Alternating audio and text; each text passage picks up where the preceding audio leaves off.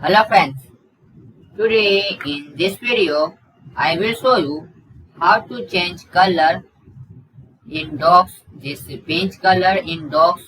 So very easily you can change this paint color in dogs.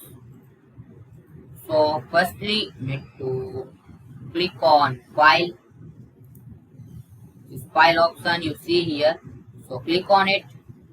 Now click on paint setup. You see here this last second option, paint setup. Click on it. Now here you see this paint color.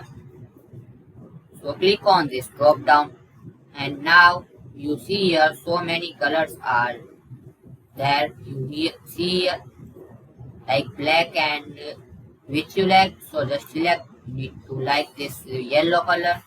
So just select this yellow color, and you can also select this set as default, and now click on OK. So your paper color is yellow.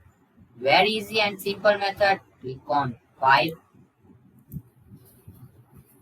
Paint Setup, and Paint Color. You see here this option.